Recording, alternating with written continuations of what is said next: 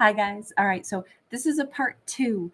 I said I'd wait and see if you guys wanted a part two, and if you did, I would release it the following day.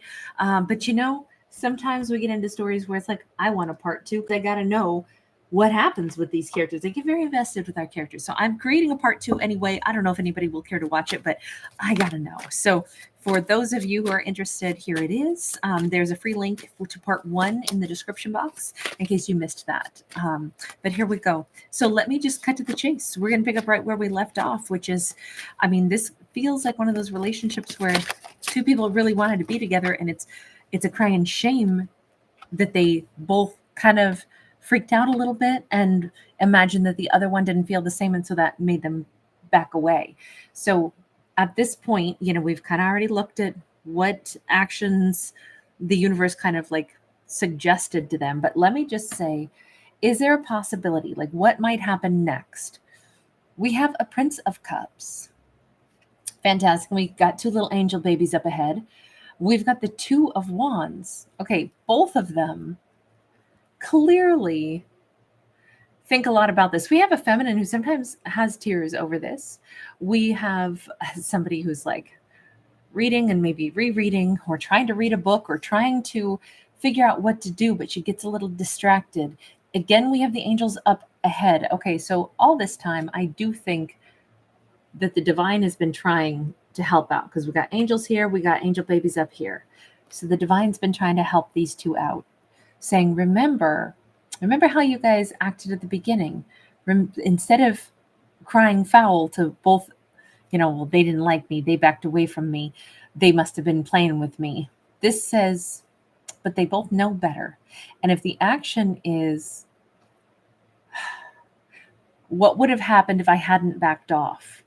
The road not taken. What would have happened if I moved forward instead of moved back when I got scared? This is where our characters' minds seem to be at.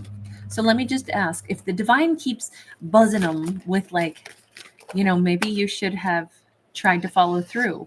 Maybe you guys should not have failed to communicate. Literally, look at this. We have got that King of Swords card, but it's split right in half. I would have to say it's because, and it's not right in half. Let me correct myself. This is really it's done in kind of thirds. So we have 1/3 to 2/3.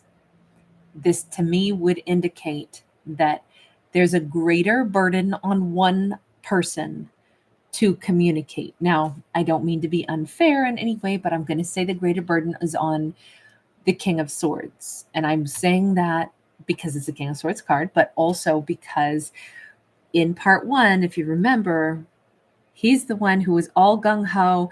He was like ready to move to be with her, and then he got like freaked out, decided in his head, she's probably laughing at me. She and her friends are probably laughing at me. This is ridiculous. I'm too overeager.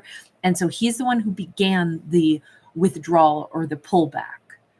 And maybe that's why there's a slightly greater push on his part to say, if the two of them are going to talk, he has maybe the greater impetus or the greater responsibility to begin the dialogue, more so than she does, because in reaction to that, we saw the Five of Cups all over the place with her. Her reaction to this was pain, pain, pain. We saw like 3 Five of Cups for her. No matter what deck I pulled from, we always had her in great pain. So, and he came out as the Fool twice, and here he is again. So I am going to say, and it had to have something to do with moving. This had to have been a relationship where he was the one who was going to take a trip, move to be with her, change something.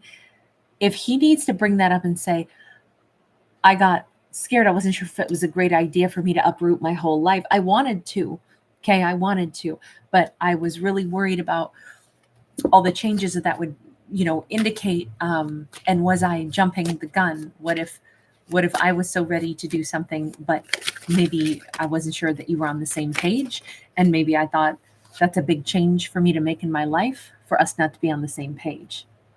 9 of Coins. And for him to just say, I wasn't sure if you were actually saying, whoa, stop. I like living single. I like being alone. He kept thinking She didn't want to cohabitate with him. Now, I admit in part one, we saw a relationship that seemed to have taken off like a rocket because two people were so crazy about each other. But the big fear was, oh my God, what if I'm the only one who's feeling this way? Even though they'd already like jumped in. I'm hearing Michael McDonald's voice right now. So many promises never should be spoken. Losing you, it cut like a knife. You walked out and there went my life. I don't want to live without you. It's McDonald and Patti LaBelle, On My Own. I love that song so much. It's so well sung, and it's so that like the wording is great. Oh my God, I just love it. And I feel like that's basically what these two have been going through. Like neither person actually wanted to be alone, but they kind of jumped in so fast. So if he is possibly like being encouraged by the angels, at least let her know, hey, this is what I was thinking about. This is what made me pull back. Maybe, look, I was ready to leap in and get married like from day one, which is crazy, right?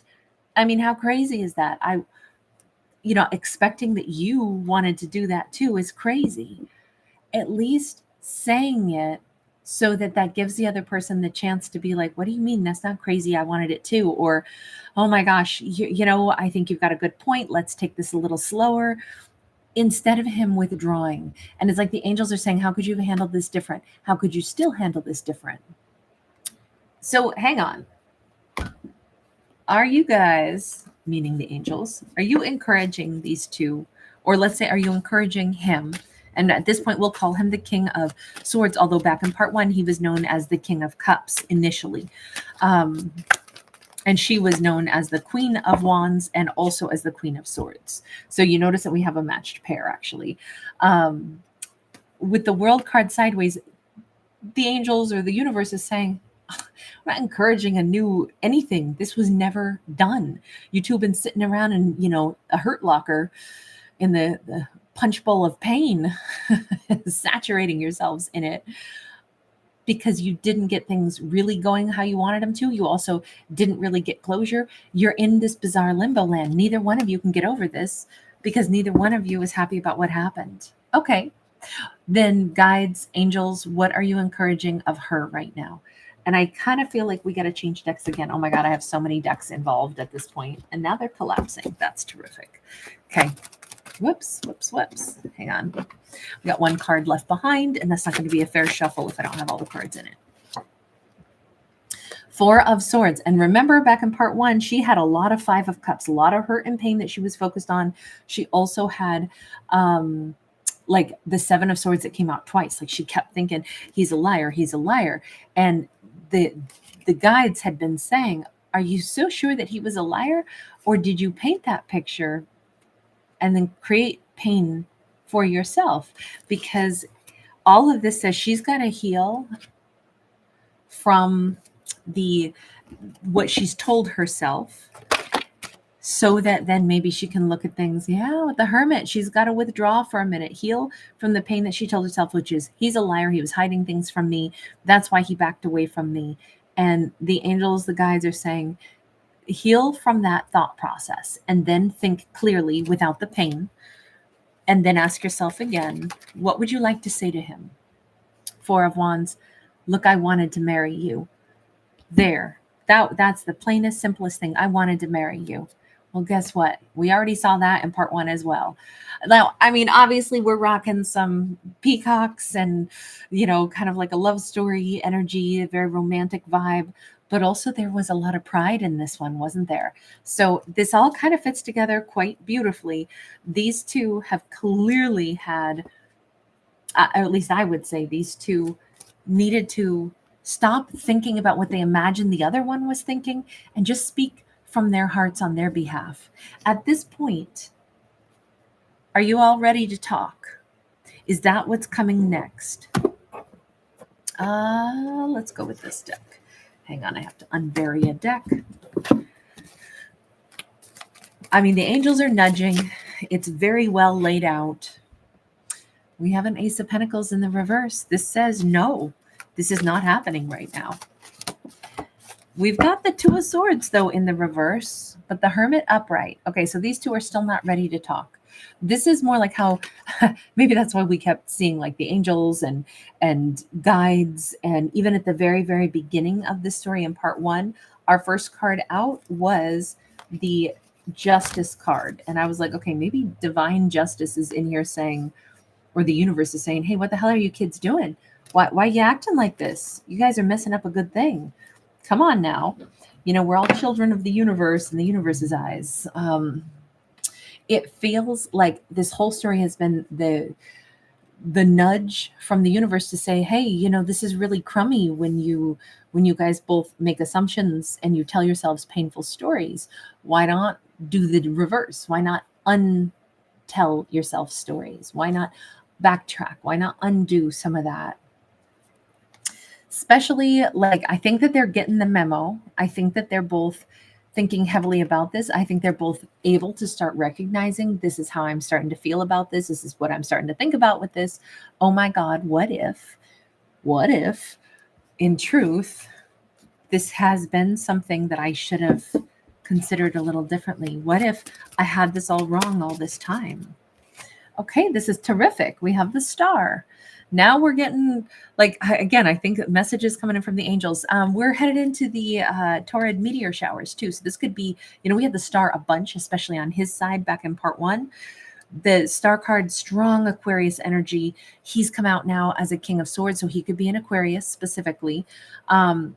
Like I said, we've had a bit of everything in this storyline though, because she's been Queen of Cups, she's been Queen of Wands, she's been Queen of Swords, he's been King of Cups, King of Swords, and then we had major arcana sprinkled in. But I think it's mostly because this has mattered a great deal to both of them. This is also, you know, this has been quite the journey because we had so many Five of Cups and Five of Pentacles. So it's almost like this has been a really tumultuous time, but fives are numbers of change. They help us to grow. All right. So the messages are getting in to both of their minds, and they're both coming around again and again to this idea of, do I really know what the other person thought, or did I fill in blanks that I believed this is what they thought?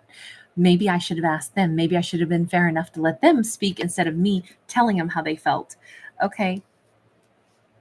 There's deep thought. There's still no big conversation coming. There's still no change. It's like these two had to first work through this hurt and pain and then work through, okay, what if indeed I were to have a conversation with them? Now I already have imagined worst case scenario. They didn't like me. They ran away from me. They didn't want to be with me.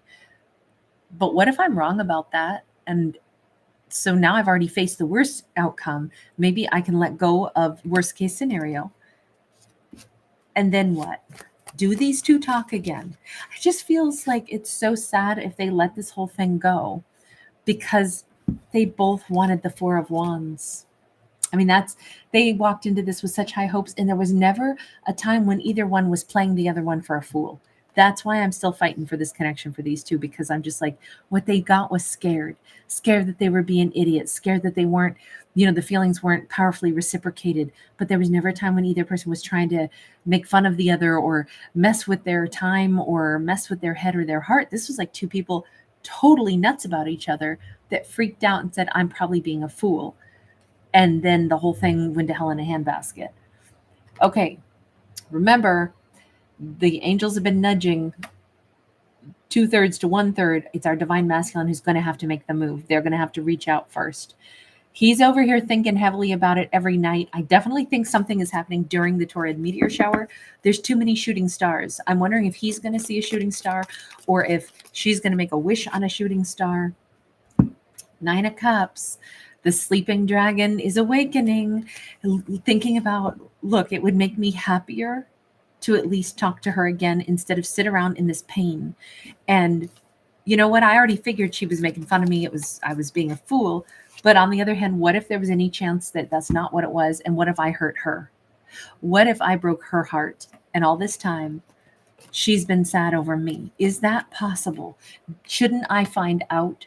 Shouldn't I, instead of having withdrawn from her based off of my assumptions, what if I'm the one who caused her pain? An emperor thinks about that. An emperor takes charge of that and says, well, then I got to at least make sure that she knows I really wanted to be with her, so that there's no confusion, so that if I caused her any pain, you know, I shouldn't leave that I should never leave, the broken vase all over the floor. You always sweep up your messes. You always make sure you close things appropriately. If she goes, oh yeah, no, I wasn't that into you, then fine. He can handle it. He's an emperor. But we all know that's not what it was. But I love the fact that this is how he's talking himself through this process. It does seem that it's going to be him who reaches out toward her because he has to, because he's an emperor. But for the moment in this storyline, it ain't happening yet. For the moment, it's just this percolating thought process. All right, I'm going to leave this here. Thank you guys for hanging out with me. Sorry that I had to do a part 2 myself. I don't even know why I asked when I was like, as soon as I got off, I was like, I'm doing a part 2 anyway. So you guys, thanks so much for hanging with me. Thanks for giving it a thumbs up and subscribing. Bye.